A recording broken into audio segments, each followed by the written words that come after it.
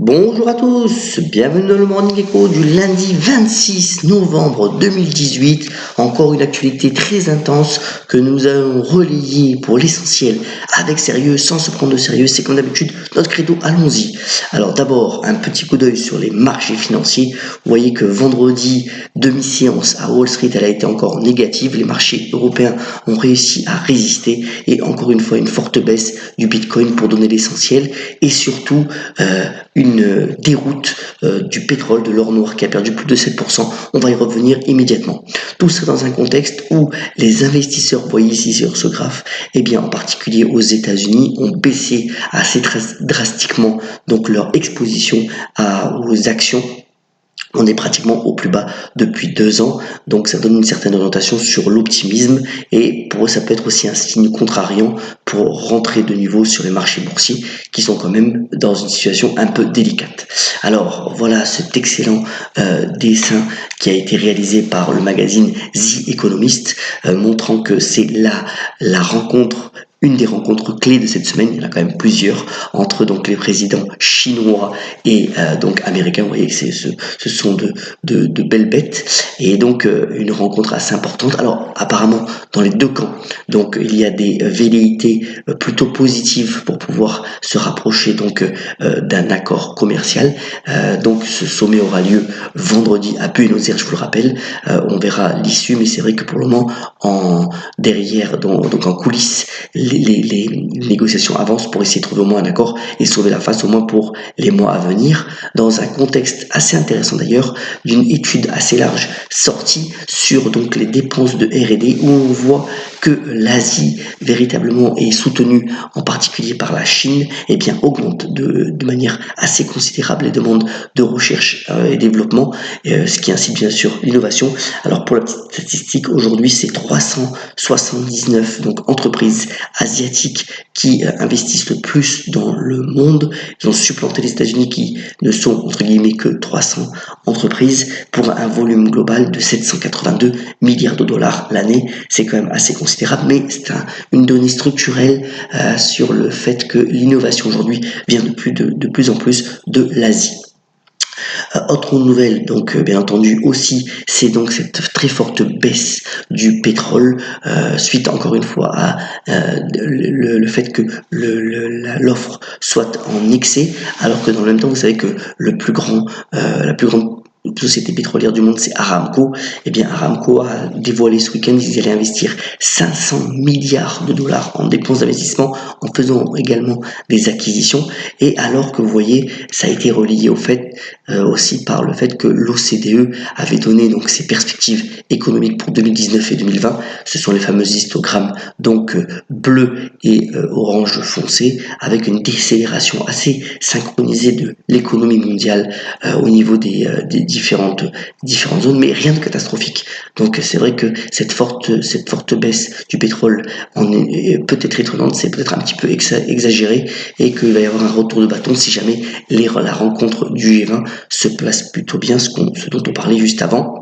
Et l'autre nouvelle qui est ce graphique relayé par l'agence Bloomberg qui montre qu'aux États-Unis, pour le moment, les économistes ne croient pas du tout à une récession aux États-Unis. Et vous savez qu'aujourd'hui, c'est véritablement les Américains qui sont le moteur de l'activité économique mondiale. Pour le moment, pas véritablement d'alerte au niveau des économistes qui prévoient un petit peu le cycle économique, et dans le contexte aussi où on a eu donc les ventes au niveau du Black Friday qui ont été très bonnes aux États-Unis, en hausse encore de 24% sur le seul vendredi, et qu'aujourd'hui on est en plein Cyber Monday, donc les ventes par internet avec encore énormément donc de ventes, de promotions qui vont être mises en avant pour booster, pour dynamiser encore les ventes. Et bien entendu dans le contexte où aussi, troisième nouvelle importante au niveau macro, eh bien l'accord donc du Brexit a été ratifié entre l'Union européenne et Theresa May. Maintenant on arrive, cet excellent aussi dessin qui a été publié ce week-end. Et maintenant, le plus difficile va être pour Theresa May de pouvoir convaincre son Parlement, bien entendu, de voter cet accord, alors que même le magazine The Economist met en avant le fait que s'il n'y a pas d'accord, c'est la catastrophe pour le Royaume-Uni. Donc, une partie difficile pour Theresa May, la première ministre britannique, à suivre également dans l'actualité. Juste un mot aussi, le Barron's fait état du fait que avec la baisse des marchés aujourd'hui, on est sur des niveaux assez attractifs, en particulier pour Google et Facebook dans ce qu'on appelle les FANG, donc les grandes valeurs technologiques. Donc voilà, ils sont plutôt positifs à court terme pour pouvoir éventuellement racheter ces actions. Venons-en maintenant aux brèves. Donc alors, leur première brève intéressante, c'est alors les discussions auraient été arrêtées, mais vous voyez que Logitech, que vous connaissez peut-être, c'est les fameux claviers et souris ergonomiques et d'autres produits donc liés à l'informatique, eh bien voudrait renforcer son activité sur tout ce qui est casque et casque connecté, en éventuellement racheter l'américain donc Plantronics pour 2,2 milliards de dollars. Alors apparemment les discussions sont arrêtées, pourtant l'offre aurait été déposée, affaire à suivre donc sur le point de vue de Logitech. Deuxième point, et ça c'est une étude assez intéressante, donc relayée par le quotidien Les Échos, c'est toute l'économie de partage. Donc c'est une étude qui a été faite par Bank of America Merrill Lynch sur le fait que dans différents sous-secteurs d'activité, eh bien il y a un potentiel considérable, en particulier dans l'économie de partage, pour pouvoir eh bien soit fonder des entreprises, soit être des relais de croissance. Et vous voyez que cela concerne un petit peu toute notre vie quotidienne. Donc à regarder dans Les Échos cette très bonne étude sur l'économie de partage et son potentiel.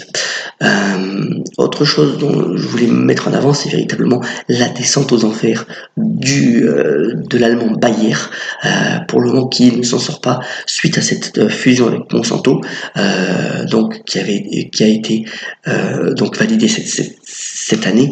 Et vous voyez que depuis, eh bien, véritablement, Bayer, c'est la descente aux enfers au niveau de son cours de bourse, et que Bayer doit montrer sa capacité à pouvoir retrouver de la croissance à la fois sur ce segment d'activité, donc tout ce qui est transgénique, mais aussi sur la pharmacie, et pour le moment ce n'est pas le cas. Donc peut-être que les prochains résultats montrent une stabilisation de l'activité, et Bayer pourra être de nouveau regardé pour être investi, mais plutôt dans une perspective moyen terme. Autre nouvelle aussi, donc Deliveroo, on parle de l'économie de partage, voilà un bon exemple. Deliveroo qui serait sur donc c'est le leader européen de toute la livraison de repas à domicile, eh bien lèverait donc entre 300 et 500 millions de dollars. Et pour la petite histoire, vous savez que Uber qui va s'introduire en bourse l'année prochaine, pourrait bien entendu racheter Deliveroo. C'est des rumeurs qui courent, donc alors ce sera peut-être une participation à capital. En tout cas, c'est une information importante, parce que Deliveroo, ça marche bien, c'est une forte croissance, même si c'est encore déficitaire au niveau des résultats, et peut-être qu'un rapprochement entre les deux groupes ferait sens dans les prochaines semaines. Autre nouvelle, encore une fois, la montée de l'Asie, eh bien c'est T-Series qui est en fait une chaîne vidéo en ligne indienne où il y a 12 900 vidéos musicales qui supplantent bien le fameux PewDiePie en termes de nombre d'abonnés. Donc T-Series est au-dessus maintenant de 72 millions d'abonnés sur la chaîne YouTube, et c'est véritablement la montée en puissance de l'Inde face au Internet, puisque ce pays compte déjà 500 millions d'Indiens connectés donc au réseau des réseaux. Voilà donc pour l'essentiel. Alors juste une petite nouvelle au niveau filmographique, puisque le fameux film dessin animé Ralph Breaks the Internet a dépassé les 80 millions de dollars d'entrée aux États-Unis sur les 5 jours, puisque c'était férié aux États-Unis jeudi avec le Thanksgiving. Et bien très beau démarrage donc pour ce film d'animation des studios Disney qui a très bien fonctionné, et c'est une bonne nouvelle. Voilà donc pour l'essentiel de l'actualité. Ce sera une grosse semaine, donc on vous relaiera les différentes informations, parce qu'il y a aussi beaucoup de statistiques économiques qui vont sortir. Et on termine comme d'habitude ce Morning Echo par la citation du jour.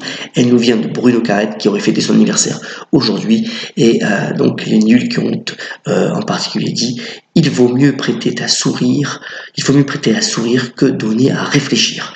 À très bientôt sur le Morning Echo, et excellente journée.